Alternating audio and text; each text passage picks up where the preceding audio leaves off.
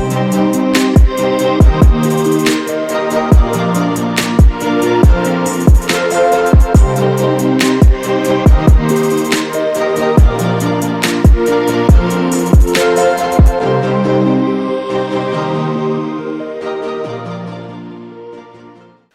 suspension trainer is one of the most versatile pieces of gym equipment. You can do upper body, you can do lower body, and best of all, it's super compact and easy to travel with. However, name brands like this TRX here can cost upwards of $200, and a knockoff is still usually going to run you somewhere between $80 and $100. Today, I'm going to show you how I built this DIY TRX for less than $30 using stuff that I found on Amazon. A good suspension trainer is made up of 4 key components. Up at the top, we've got our anchor. In the middle, we need some type of length adjustment. And finally, down at the bottom, we need to have a handle as well as a foot loop. With our DIY TRX, the anchor is doing double duty. It's both an anchor and the length adjustment. So I've got this carabiner up at the top, and all I need to do to change my length is unhook it, and by letting it out this way, it's gonna go longer and longer. If I want to go this way, it's going to get shorter and shorter. So it works for both purposes, and that's on a squat rack. Down at the bottom here, the handles as well are doing double duty as the handle as well as the foot loop. So if we're using it for upper body and holding on, we've got our handle with the rest of that webbing strap. If we're going to be using it for some lower body and we want to use the foot loop is tightened up right there. All we have to do is pull a little bit on one side, pull a little bit on the other side, and now we've got our foot loop ready to go. The big plus with this as well is once you get your foot in there, you can actually pull this handle down a tiny bit and snug that loop around your foot, and it really holds you in place quite nicely. Once you go back to upper body, all you have to do is give it a pull, and then you're back to having just the handles. And finally, our bonus with the DIY suspension trainer. With the TRX, you need to buy a separate door anchor if you're going to be traveling, closing it in a hotel room door, or if you don't have a squat rack at your house, you can just close it in a standard door. Ours also has that built in through the daisy chain up at the top here. So if you don't have access to a gym where you've got a nice squat rack or a pull-up bar to anchor it to, all you need is a door. And we're going to use this daisy chain as our anchor. So each of these knots is going to be too big to pull over the top of the door when the door is closed solidly. And then exactly like the squat rack, we can just have a different knot wedged in the top of the door, and that's going to change our length. So really all I need to do is open this door just a little bit. I'm going to toss everything over the top there. And then once I get this in place, you want to move it over close to the hinges. You close that door. Before you put any weight on this, just give it a pull. Make sure that that knot is wedged in all the way up at the top. That's going to be nice and solid. And then we've got our TRX anchored right here. The only downside of using a door like this is you can't get underneath it like you can in a squat rack. But if you're traveling or if you don't have a ton of space, everybody always has a door, and you can set up that TRX and use it. We're going to be building the suspension trainer using 2 different things. We have some 32 millimeter webbing and some lock-on bike grips. When you pick your bike grips, the one important thing to remember is you want to have one that has a hole in one side and a hole in the other side. There's other types of grips out there that have the hole in one side, but it's a solid cap on the end, so you're not going to be able to use that. So you want the type of grips that have a hole all the way through, and that's what we're going to use for our handles. So the first thing we're going to do is we're going to take our piece of webbing and a tape measure, and we're going to measure 4 feet from the end here. So I'm going to take that, line it up, and then I'm just working my way down here until I get to 4 feet. So 4 feet is right there. And what we're going to do on this side is I'm going to take a piece of tape and I'm going to mark that spot right there. This is going to tell us where we're going to tie our knot.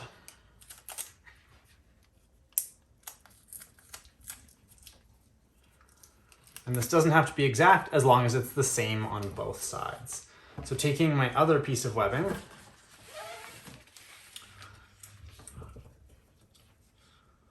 I'm going to line the 2 of those up.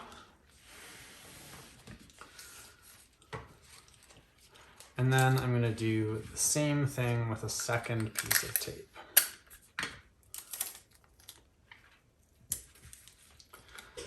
So this will let us tie the knot in the same spot, so both of our handles will be equal. So 4 feet from the end.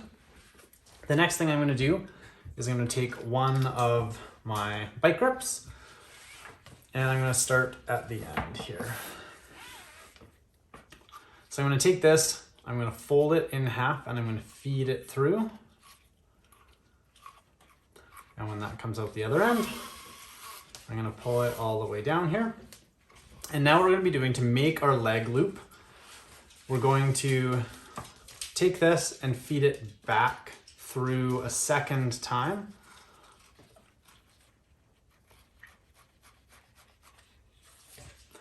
And if I pull this out the other side, we should end up with a nice loop.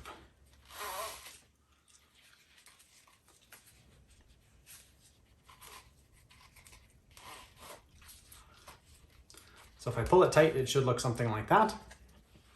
Now I'm going to take this piece, and what I want to do is I want to tie the two of these together so that my knot sits right there. So I'm going to have just a little bit hanging out the end here. And I'm going to take this, cross it over,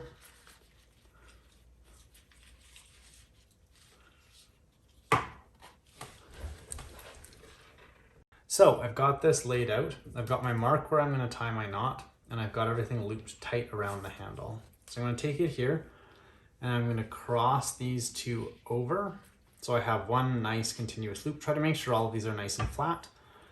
Now I'm going to lift that loop up and pull that handle through. So when I tighten that up, I want to have that piece of tape right where that knot is supposed to go. And it should look nice and flat like that from one side and like that from the other side. If you didn't quite get this right, you can always move it around and adjust a little bit. So we've got that set. The other one is we don't want this to be really long. So I'm going to take this tail here, I'm going to feed it back until I've only got about a thumb width or so sticking out. And then all I have to do is kind of dress this up nicely and push the rest of that back through. So now I've got my knot set nicely on both sides with my little tails, and my piece of tape is lined up exactly there. So now all I have to do is pull that tight. I'm just going to get that nice and tight. That piece of tape, I can pull that off, and we are all set on this side.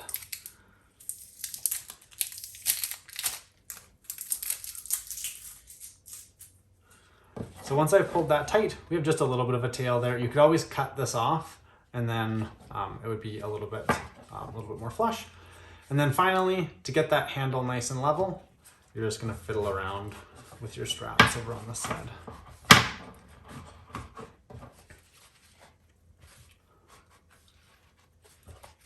And then you've got your handle. So we've got our handle this way, and then if we pull from here, then you've got your foot strap as well. So you can hold on to that, or you can hold on to the foot strap, or you can pull it all the way and just use the handle that way. So we're gonna repeat that process, and we're gonna do that with the other bike grip. So to start with, we're gonna take our bike grip and we're gonna slide that all the way through. Once it comes out the other side, we're gonna make sure it's flat. We're gonna pull that the rest of the way through. Now, this is gonna loop all the way around and go through one more time.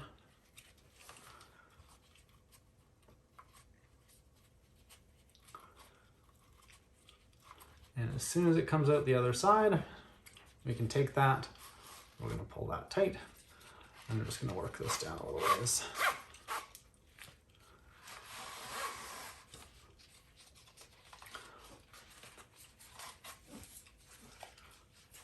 So we've got that ready to go. Now, we're going to cross the two of those over. I'm going to fold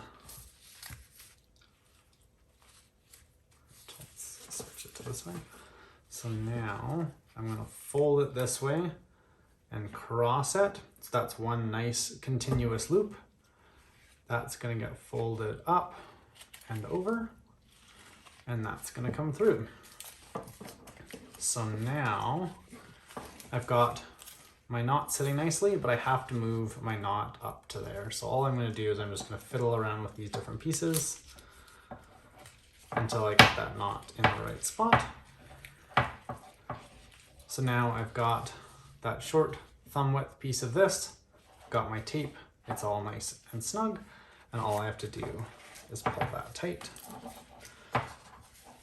And now I've got my piece of tape, just a little bit of extra, I can always cut that off if I want to.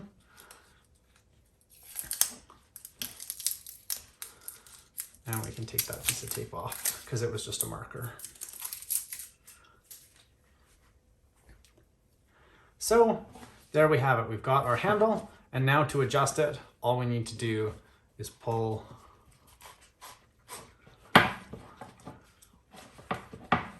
So now we've got our foot loop on this side, and then to use our handle, we just pull and snug the handle all the way down to the bottom. So we've got everything set right there. All right, so now we've got a handle on this side, we've got a handle on this side, and the other thing here is we want to make sure that both those knots are lined up and both those handles are lined up. That means both the handles are the same length and everything's going to line up nicely. Now what we're going to do is we're going to take both of these with the knots matched up, and we're going to find the exact middle of the remaining piece of webbing.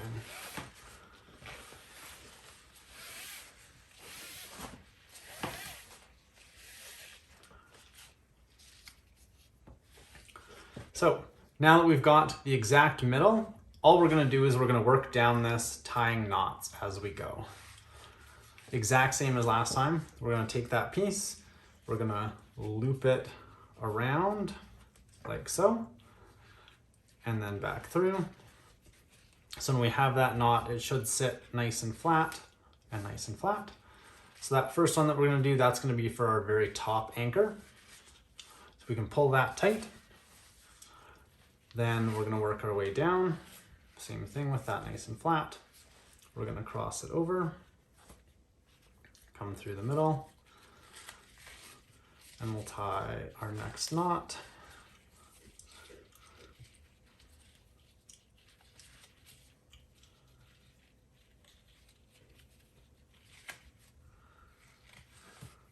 If you ever get that to not work very well, you can always move it around a tiny bit and get that knot straightened out.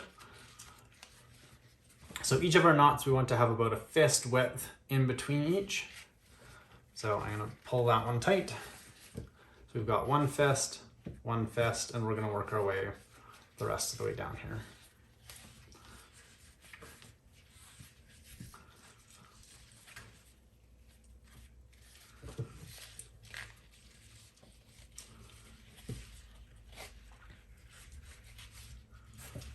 So again, about one fist, and pull that one tight.